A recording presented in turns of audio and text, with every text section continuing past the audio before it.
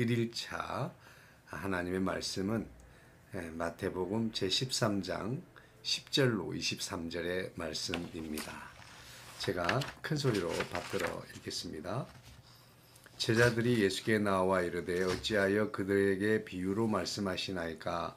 대답하여 이르시되 천국의 비밀을 아는 것이 너희에게는 허락되었으나 그들에게는 아니 되었나니 무릇 있는 자는 받아 넉넉하게 되되 없는 자는 그 있는 것도 빼앗기리라. 그러므로 내가 그들에게 비유로 말하는 것은 그들이 보아도 보지 못하며 들어도 듣지 못하며 깨닫지 못함이니라. 이사야의 예언이 그들에게 이루어졌으니 일러스되 너희가 듣기는 들어도 깨닫지 못할 것이요 보기는 보아도 알지 못하리라. 이 백성들의 마음이 완악하여져서 그 귀는 듣기에 둔하고 눈은 감았으니 이는 눈으로 보고 귀로 듣고 마음으로 깨달아 돌이켜 내게 고침을 받을까 두려워함이라 하였느니라. 그러나 너희 눈은 봄으로 너희 귀는 들음으로 복이 있도다. 내가 진실로 너희에게 이르노니 많은 선지자와 의인이 너희가 보는 것을 보고자 하여도 보지 못하였고 너희가 듣는 것을 듣고자 하여도 듣지 못하였느니라. 그런즉 씨 뿌리는 비유를 들으라. 아무나 천국 말씀을 듣고 깨닫지 못할 때는 악한 자가 와서 그 마음에 뿌려진 것을 빼앗나니 이는 곧 길가에 뿌려진 자요 돌밭에 뿌려졌다는 것은 말씀을 듣고 즉시 기쁨으로 받되 그 속에 뿌리가 없어 잠시 견디다가 말씀으로 말미암아 환난이나 박해가 일어날 때에는 곧 넘어지는 자요 가시떨기에 뿌려졌다는 것은 말씀을 들으나 세상의 염려와 재물의 유혹에 말씀이 막혀 결실하지 못하는 자요 좋은 땅에 뿌려졌다는 것은 말씀을 듣고 깨닫는 자니 결실하여 어떤 것은 100배 어떤 것은 60배 어떤 것은 30배가 되느니라 하시더라. 아멘.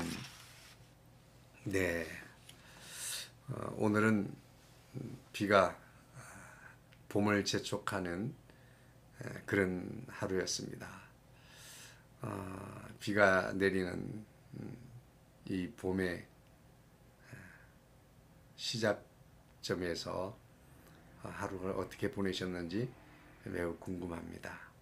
그러나 봄, 여름, 가을, 겨울 우리는 어떤 계절이든 예수님의 계절로 주님과 함께하는 복된 시간 되시기를 원합니다. 오늘 13장 23절 말씀 좋은 땅에 뿌렸다는 것은 말씀을 듣고 깨닫는 자니 결실하여 혹 100배 혹 60배 혹 30배가 되느니라 하시더라. 어떤 분은 30배 60배 100배라고 하는데 하나님 나라의 방식은 하나님의 나라는 100배입니다. 그리고 혹 100배가 아니라면 60배 혹 60배가 아니라면 30배 이게 하나님의 축복의 원리입니다. 예수님께서 밭에 뿌려진 씨에 자라나는 비유를 통해서 하나님 나라의 복음 전파의 성격에 대해서 말씀해 주셨습니다. 제각각 4종류의 밭에 뿌려진 씨는 3종류의 밭에서 결실을 맺지 못하고 죽어버리게 되지만 옥토에 뿌려진 씨가 열매를 맺을 때 많은 양의 열매를 맺음과 같이 하나님 나라의 복음은 결국 풍성한 열매를 맺고 하나님 나라가 승리하게 될 것이라고 하는 그런 말씀을 주셨습니다. 우리가 잘 아는 대로 1절로부터 17절의 말씀은 그야말로 씨 뿌리는 비유에 대해서 말씀하셨습니다. 그리고 1절부터 9절까지 씨 뿌리는 비유를 말씀하시고 그리고 10절부터 11절 말씀에 왜 비유로 말씀하십니까? 제자들이 물어보았고 예수님은 거기에 대한 응답을 해 주셨습니다.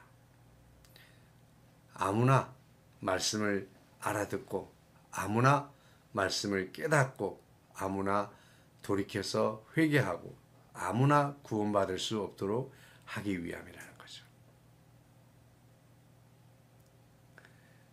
그러나 오늘날에 누구든지 저를 믿는 자마다 멸망치 않고 영생을 얻게 되는 이 구원의 보편적 값없는 은혜, 이것이 우리에게 주어졌다는 것이 얼마나 놀라운 은혜인지요.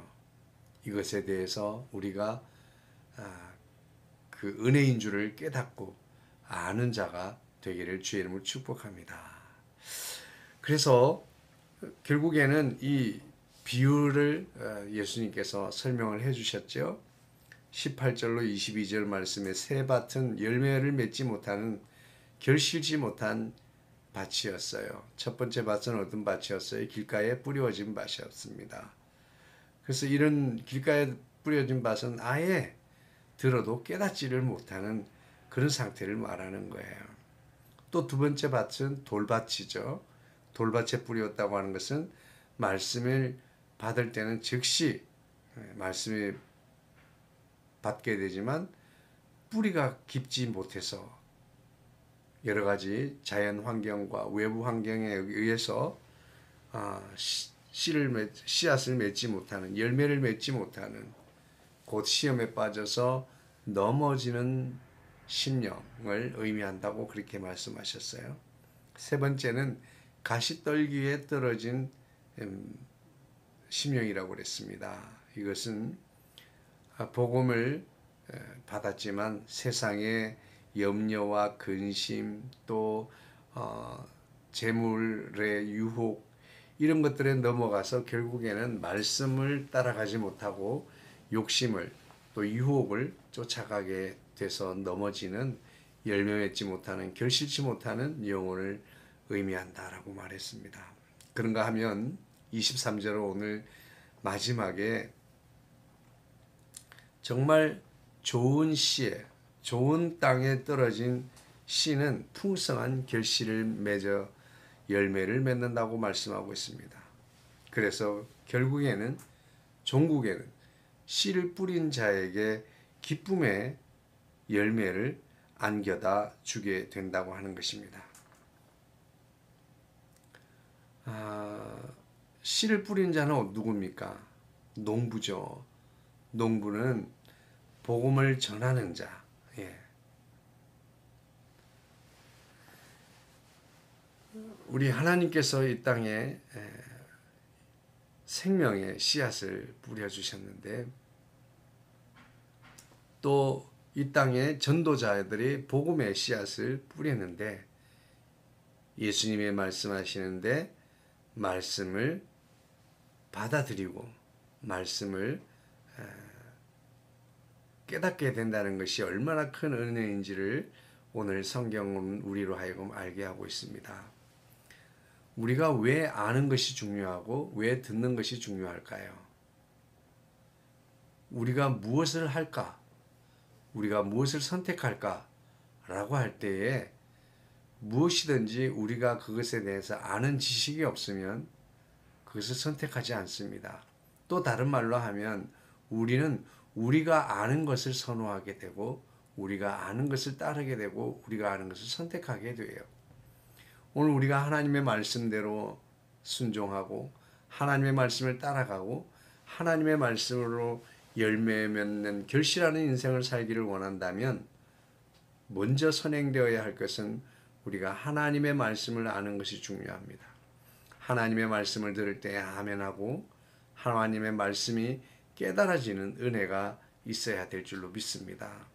예수님은 그렇게 말씀했습니다. 듣는 것이 은혜고 깨달아지는 것이 복이다. 그렇게 말합니다. 왜요? 구약의 선지자들도 예언가들도 그렇게 듣기를 원했고 깨닫기를 원했지만 그런 복은 그들은 누리지 못했다고 하는 것입니다. 오늘 우리는 눈으로 보고 귀로 듣는 자가 복이 있습니다. 오늘 우리는 농부에 씨 뿌리는 이유는 결실에 있습니다. 농부에 씨 뿌리는 목적은 결실에 있습니다. 추수할 때 거두는 결실의 열매를 기대하는 것이죠. 오늘 이 사순절을 우리가 지나면서 과연 우리의 삶은 복음의 열매를 맺고 있는가 하는 것입니다. 하나님의 말씀을 받았고 하나님의 말씀을 들었고 하나님의 말씀을 깨달아진 자로서 우리는 과연 길가에 뿌려진 자, 돌짝밭에 뿌려진 자, 가시밭에 뿌려진 자 같이 결실하지 못하는 인생을 살고 있는 것은 아닌가. 오늘 주님이 우리에게 주시는 말씀은 좋은 땅이 되어야 한다. 이 좋은 땅은 열매 맺는 땅이다. 여러분, 하나님의 말씀에 문제가 있는 것이 아닙니다. 메시지에 문제가 있는 것이 아니에요. 씨앗에 문제가 있는 것이 아닙니다. 다만 그 씨가 뿌려진 밭이 중요합니다. 밭은 바로 저와 여러분의 심령입니다. 오늘 우리는 주님 앞에, 말씀 앞에 겸손한 마음으로 아멘하고 깨달아진 대로 힘써 순종하는 삶을 삶으로 열매 맺기를 힘쓰는, 마침내 결실에 풍성함을 거두게 되는 저와 여러분의 삶이 되어지기를 원합니다. 그러기 위해서 우리는 어떻게 해야 되겠습니까? 살아가면서 많은 어려움도 있을 수 있습니다. 많은 핍박이 있을 수도 있습니다. 유혹이 있을 수도 있습니다. 그럼에도 불구하고 마침내 승리케 하시는 하나님의 능력, 그것을 붙들고 끝까지 인내하면서 풍성한 복음의 열매를 맺는 삶을 살도록 힘쓰는 저와 여러분이 되어지기를 주의 이름으로 축복합니다.